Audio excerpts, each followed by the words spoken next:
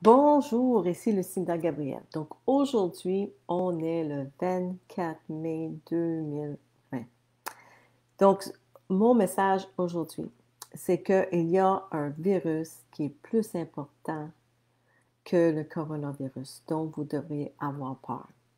Hier, sur ma page personnelle, j'ai partagé une vidéo d'un frère et ça portait sur le sujet, puis je trouvais que c'était tellement important que moi, j'ai décidé d'en parler aujourd'hui parce que les gens ont vraiment besoin de ça. Et cette semaine, ça m'est venu aussi. Donc, je veux absolument vous parler de ce virus-là qui est propagé partout, partout dans le monde. Chaque personne a ce virus-là déjà. Donc, il y a un virus qui est beaucoup, beaucoup plus gros et beaucoup plus dévastateur que le coronavirus, dont vous avez vraiment besoin d'avoir peur et pour lequel vous devez recevoir l'immunité. Et ceci s'appelle le péché. Bonjour Didier, bienvenue. Donc, c'est ça. Donc, il y a un virus qui est beaucoup plus grave que le coronavirus et ce virus s'appelle le péché. Nous sommes tous des pécheurs. L'apôtre Paul a dit dans Romains 3, 23, tous ont péché et sont privés de la gloire de Dieu. Vous pouvez obtenir l'immunité contre le péché. Ce n'est pas un vaccin, mais la solution est facilement disponible dès maintenant pour tous ceux qui le souhaitent. C'est vrai, vous pouvez vivre votre vie sans péché, sans lutte, sans condamnation, même sans maladie. Vous pouvez être complètement, complètement libre. Jésus a dit dans Jean 8, 36, si donc le Fils vous libère, vous serez vraiment libre. Donc, si Jésus vous libère, vous serez vraiment libre. Libre du péché, libre de la condamnation, libre de la maladie et tout ça. Donc, c'est Jésus qui vous rend libre. La probabilité de contracter le virus corona est peut-être faible à modérée et la probabilité que vous en mouriez est presque nulle. Mais la probabilité que vous ayez déjà ce virus appelé péché est 100%. Parce que nous sommes tous des pécheurs et la probabilité que vous en mouriez parce que le péché cause la maladie est assez élevée. Juste dans la province de Québec, savez-vous qu'il y a moins que 1% ou environ 1% de la population est en fait née de nouveau? Vous ne me croyez peut-être pas quand je le dis, mais cela signifie que 1% des gens au Québec iront au ciel. Beaucoup d'entre vous ont été trompés et ne veulent pas me croire. Et rien ne m'attriste plus que cela, parce que même cette semaine, je pensais à ça, que si vous étiez sur une voie ferrée et qu'un train arriverait sur vous, est-ce que vous voudriez que je vous le dise? Est-ce que vous voudriez que je vous crie de bouger, bouge, réveille-toi, cours, ou vous dire qu'il y a un train qui s'en vient? Puis semaine après semaine après semaine, c'est ce que je fais à tous les dimanches. J'essaie de vous réveiller, de vous dire qu'il y a un train qui s'en vient, les amis. Et si vous ne vous réveillez pas, vous allez mourir dans vos péchés. So, je trouve que c'est triste. Heureusement qu'il y a quelques personnes qui m'entendent, mais la majorité, je crois encore que vous ne m'entendez pas. Donc, je prie vraiment que le Seigneur remue votre cœur cette semaine, aujourd'hui, et vous donne la passion de connaître la vérité et de la rechercher pour vous-même. Jésus a dit, cherchez et vous trouverez. Il a aussi dit dans Jean 8, 31, 32, il dit, si vous demeurez dans ma parole, vous êtes vraiment mes disciples. Vous connaîtrez la vérité et la vérité vous rendra libre. Donc, cela signifie que c'est dans sa parole que vous trouverez la vérité. Nulle part ailleurs que dans la Bible. Il est également dit dans Jean 14, 6, c'est moi qui suis le chemin. C'est Jésus qui a dit ça. Il dit, c'est moi qui suis le chemin, la vérité et la vie. Donc, on ne vient pas au Père qu'en passant par moi. Donc, Jésus le dit, il dit, je suis la vérité. Donc, on ne peut pas avoir plus clair que ça. Donc, le péché, c'est le principal virus dont vous devez avoir peur, mes amis, car il cause la maladie et la mort. La plupart des gens ne se rendent pas compte que le péché cause la maladie, mais regardons simplement quelques versets dans la Bible qui pointent à ce sujet. Ça me fait penser, avant de vous donner ces versets-là, cette semaine, la télévision est dessus, puis j'ai remarqué, puis je fais un bout que je l'avais remarqué, mais cette semaine, c'est encore plus flagrant. Tous les postes, les programmations qui vous programment, c'est des péchés. C'est des péchés sexuels, immoraux, euh, les désirs de nos yeux, là, des choses qu'on veut, la convoitise. Donc, c'est tout le péché. Il n'y a pas un poste que j'ai trouvé qu'il n'y en a pas. Puis je dirais même qu'avec les années, on peut voir que ça se remplit d'année en année. Ils poussent tout le temps les choses à la limite, un petit peu plus loin, un petit peu plus loin. Est-ce qu'ils vont accepter ça? Et les gens ne disent jamais rien. Ils trouvent que c'est correct. Donc, c'est une programmation qu'ils sont en train de faire avec vous. Et sur les postes anglophones, surtout là, les États-Unis. Donc, regardez cela. C'est que chaque programme vous amène dans le péché, vous propose le péché. Et là, entre les programmes, il vous propose la solution à vos péchés parce que vos péchés vont vous rendre malade. Puis dans les annonces entre les programmes, il y a des annonces de médicaments. Donc, il vous amène dans le péché qui vous rend malade, puis là, il vous propose des médicaments pour, euh, pour vous soigner. Tandis que si vous ne pécherez pas, comme qui vous montre à la télévision dans les programmes, vous ne seriez pas malade et vous n'auriez pas besoin d'un médicament. Voyez-vous comment que le diable est sournois? Pour moi, c'était tellement clair cette semaine. Quand on est baptisé, puis qu'on a reçu le Saint-Esprit, nos yeux sont ouverts, on le voit autour de nous, c'est clair comme l'eau de roche. Et moi, je veux vous réveiller à voir toutes ces choses-là. Puis si vous ne me croyez pas, priez, mettez-vous à genoux, puis suppliez le Seigneur pour vous montrer cette vérité-là, d'ouvrir vos yeux. Parce que c'est là, les amis, le monde est méchant. Le monde est méchant, puis vous ne le savez pas parce que vous êtes des bonnes personnes. Vous avez de la difficulté à imaginer que le monde est méchant comme ça parce que vous êtes bon, dans le fond de vous aussi. Donc, mais nous avons tous un cœur qui est méchant. On peut tous aller là tant qu'on n'a pas été lavé et purifié par le baptême et Jésus-Christ, c'est son sang. Donc, on revient au verset dans la Bible qui parle le, euh, que le péché nous amène à être malade. Dans Jean 5, 14, c'est Jésus qui était dans le temple et il a guéri un monsieur ça faisait 38 ans qu'il était malade. Jésus a dit, te voilà guéri, ne pêche plus de peur qu'il ne t'arrive quelque chose de pire. Donc, vous voyez que Jésus lui a dit, ne pêche plus parce qu'il y a quelque chose de pire qui va t'arriver. Donc ça veut dire qu'il y a un lien entre le péché et la maladie. Et dans Romains 6, 23, Paul a dit aux croyants, donc ça c'est des gens qui croyaient déjà, le salaire du péché c'est la mort, mais le don gratuit de Dieu c'est la vie éternelle en Jésus-Christ notre Seigneur. Quand on croit au Seigneur, on n'a pas de raison d'être malade si on ne pêche pas. À moins que ça peut arriver qu'on ait des combats avec Satan parce que lui, il veut nous empêcher. Donc, il y a un combat spirituel. Donc, ça peut arriver qu'on soit malade à cause de ça. Moi, je le vis. À chaque semaine que je vous amène un message, puis je le sais. À chaque semaine, je sais que si mon message est fructueux, parce que plus que c'est fructueux, plus que Satan euh, va me faire mal ou il va avoir une guerre spirituelle, soit dans ma tête ou même physiquement.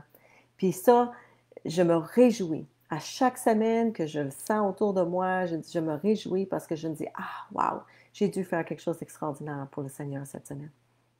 C'est vraiment ça qui se passe. Donc, nous connaissons donc ce virus appelé le péché. Puis, qu'est-ce que le péché? Jésus a dit, si vous avez de la colère envers votre frère, vous avez commis un meurtre dans votre cœur. Il a dit, si vous convoitez une femme, vous avez commis l'adultère dans votre cœur. Il est dit dans Jacques 2,10, de fait, la personne qui obéit à toute la loi, mais qui pêche contre un seul commandement, est en faute vis-à-vis de l'ensemble. Donc, une petite chose, une petite menterie, c'est assez. Donc, ça prend vraiment pas grand-chose. Si vous voulez une liste exhaustive des péchés, écrivez-moi. J'ai préparé quelque chose, c'est 5 pages, puis je suis certaine qu'il en manque encore là-dessus. Mais c'est un document que j'ai préparé pour aider les gens à se préparer pour leur baptême, pour reconnaître les péchés qu'ils ont peut-être eus ou fait dans leur vie, pour qu'ils puissent se préparer comme il faut pour leur baptême. Donc, dans 1 Corinthiens 6,9, Paul a écrit aux croyants, il dit, « Ne savez-vous pas que les injustes n'hériteront pas du royaume de Dieu? » Puis là, il parle aux croyants. Il continue, puis il dit exactement qui n'héritera pas ce royaume. Je vous suggère de le rechercher dans 1 Corinthiens 6. Je les énumérerai pas ici. Je vous suggère d'aller le lire pour vous-même. 1 Corinthiens 6.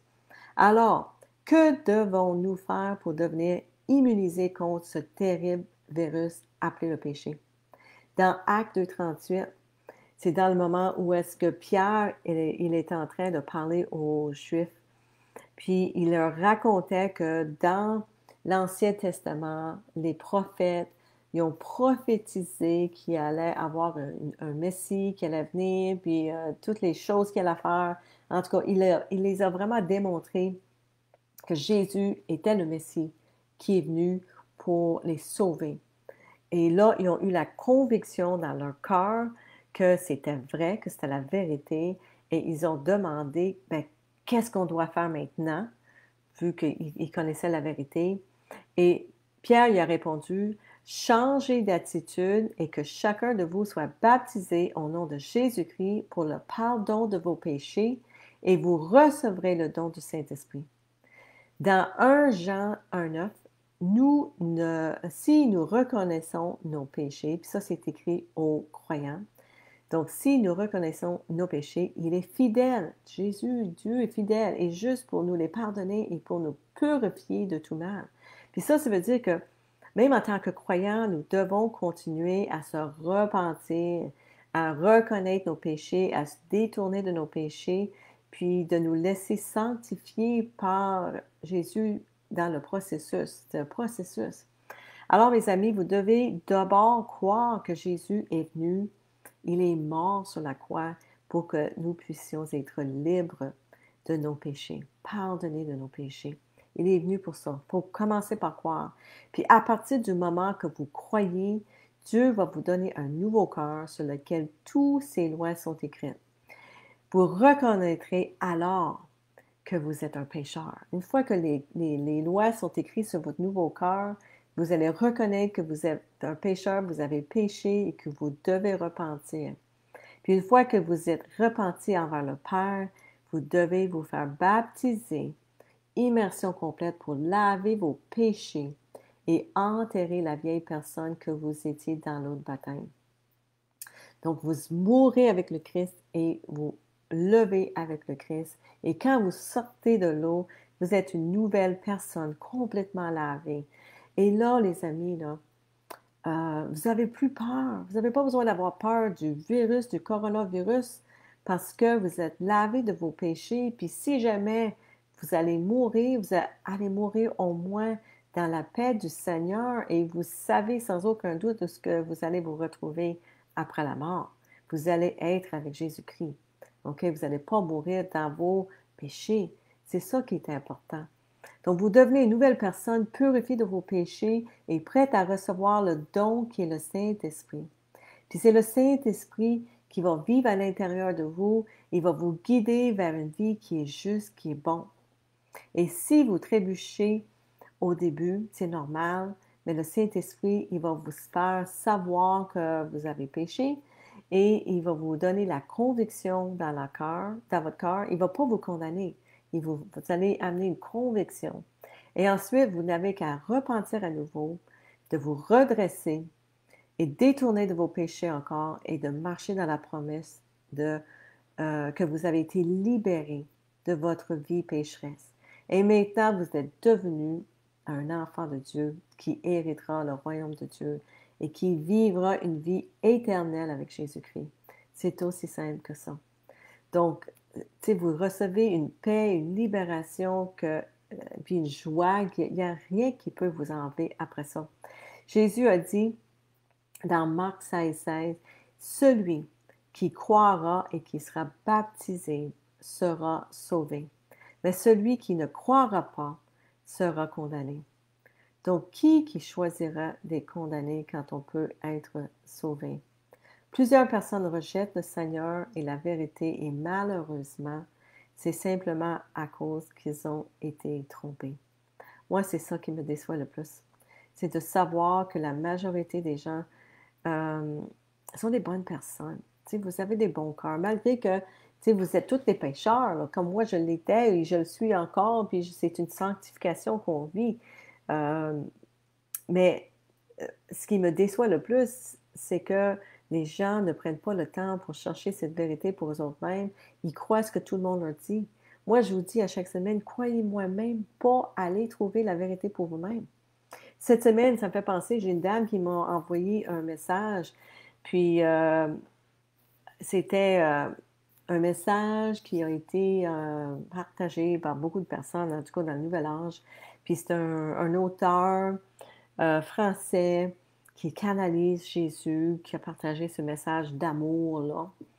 Et elle m'a écrit pour me demander mon avis. Là, j'ai réécrit à elle, puis j'ai dit, écoute, moi, je ne lirai même pas ce message-là parce que je sais que c'est un faux Jésus. Puis je vais vous raconter pourquoi je sais que c'est un faux Jésus. C'est parce que au début, quand Jésus est venu à moi, il y a plus que 200 maintenant, le premier message que j'avais, c'est « Coupe ton Netflix, lis le Nouveau Testament ». Donc, j'ai commencé à lire le Nouveau Testament. Quelques mois plus tard, j'ai entendu une voix me dire « Ah, ben je suis tellement contente, tu m'as enfin trouvé.